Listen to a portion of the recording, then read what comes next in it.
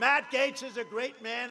In tapping Congressman Matt Gaetz to be his attorney general, President-elect Donald Trump could be swatting at the biggest hornet's nest of his transition. It would be like the understatement of the year to say that this is an unconventional pick. This is a provocative pick of a provocateur who has himself faced a lot of legal trouble and is highly polarizing, not just among whatever the American people or Congress, but inside the Republican Party himself.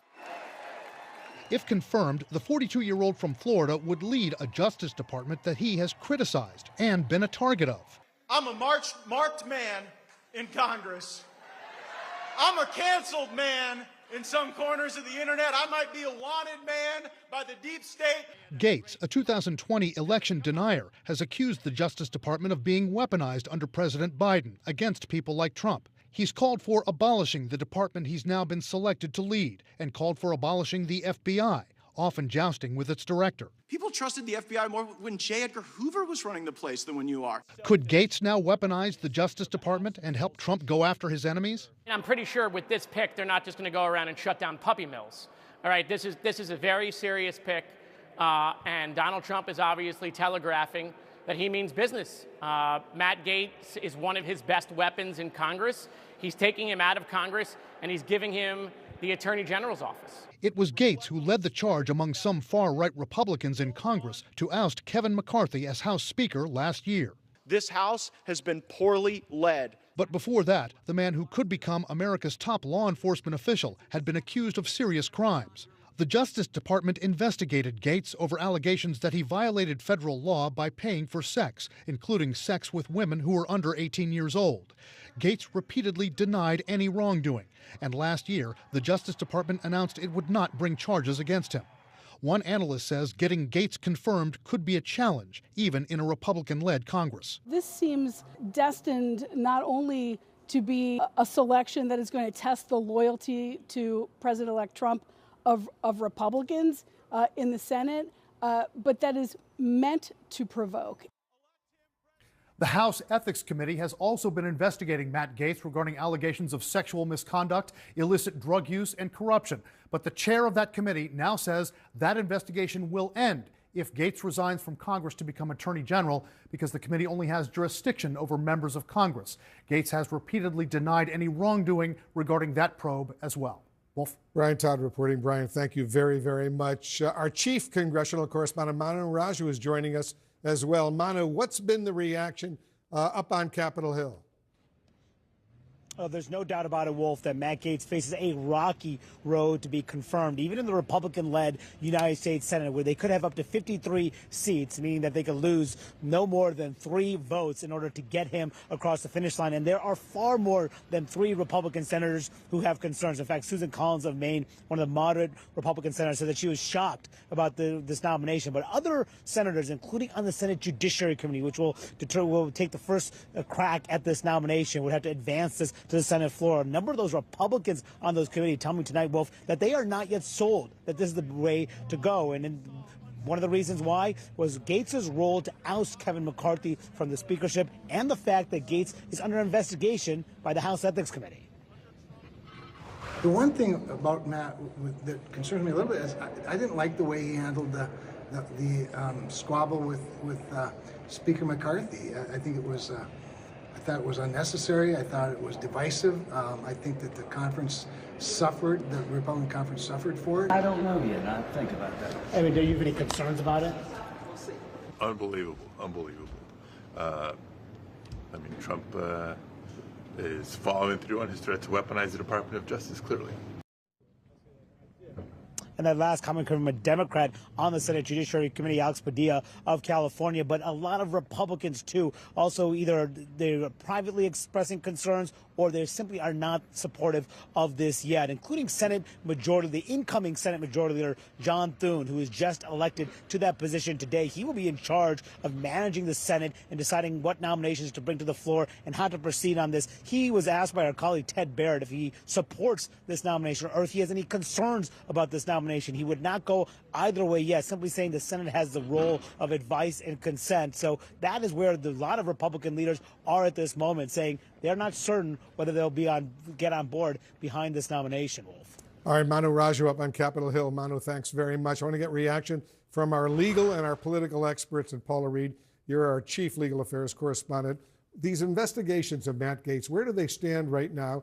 And what is if he becomes the Attorney General of the United States, what does that mean for the Justice Department? Well, Congressman Gaetz was under investigation for over 2 years. And for all his talk of weaponization by the Biden administration, the investigation to Congressman Gaetz was opened under Attorney General Bill Barr in the Trump administration. And it went on for a little over 2 years. They looked into possible sex trafficking, possible obstruction of justice, questions about improper lobbying. The congressman always denied wrongdoing, and he was not charged. Again, that investigation was closed, but the House Ethics Committee is looking into similar issues. And if he was to go for a confirmation hearing, I mean, the subject matter is going to be a little tawdry. I reported on this for several years. We're talking about sex parties, drugs, at least one underage girl. I think that's why you really haven't heard his name in the conversation so far. But just because you've been investigated, right? Hillary Clinton has also been criminally investigated but not charged. It doesn't mean you can't be Attorney General, but he's not going to receive a very warm welcome from the career folks there.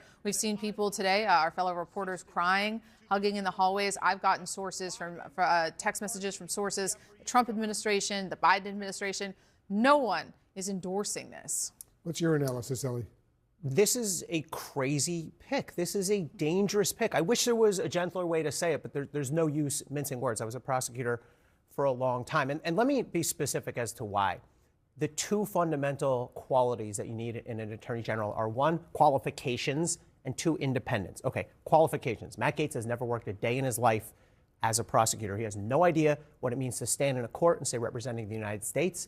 He has no idea what it means to indict someone and to potentially take their individual liberty away. He's only practiced law for a few years at the very local level. We've had AGs before. We've never been prosecutors, but they've all had serious positions in the Justice Department in non-prosecutorial roles. Matt Gaetz is completely unknown to this profession. With respect to his independence, Matt Gaetz is a firebrand. Matt Gaetz is the Trumpiest congressman on Capitol Hill. And that's not me talking. I pulled that word for word off of Matt Gaetz's congressional bio about the congressman. He brags about that. He says he wears that as a badge of honor. He is there to weaponize. And you know, I am not into these doomsday scenarios. I don't buy into them. But as somebody who spent a career at the Justice Department, this is of grave concern to me.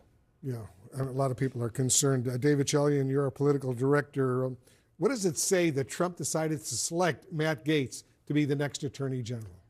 I think it is. I think it says a lot about Donald Trump feeling pretty good after this election and with his victory, and that he didn't hide the ball on this in any way on the campaign trail in terms of not the person, not the name, but the notion of what he wanted to do with the Justice Department, the kind of person he wanted to see as Attorney General.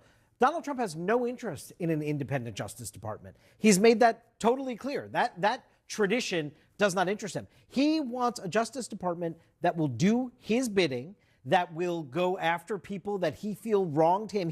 I'm just relaying what Donald Trump told voters day in and day out on the campaign trail. And I think what we saw here was, and listen, we don't know if Matt Gaetz is going to get confirmed. He obviously has problems inside the Republican Party, which in the Senate will control this process through the advice and consent role. But we do know that by Donald Trump putting his name forward, this is a marker. Donald Trump wants to have this fight. He wants to have it with his own party. He wants to stick it in the eye of any remnant of the establishment of norm of institutions. And that's what he's doing with this pick. And if Matt Gaetz is not the pick, this will have been a cloud of controversy through which whoever is the pick will have a much easier time getting fit. And Wolf, I was critical of Trump's first AGs, of Jeff Sessions and Bill Barr. I wrote a book critical of Bill Barr a few years ago. But the thing is, both of them had lines they wouldn't cross. Jeff Sessions recused himself from the Russia investigation. Trump never forgave him for it, but it was the right move. Bill Barr mostly operated as a defender of Trump. Most of the criticism of Bill Barr is that he manipulated things so he could protect Trump and Roger Stone and others.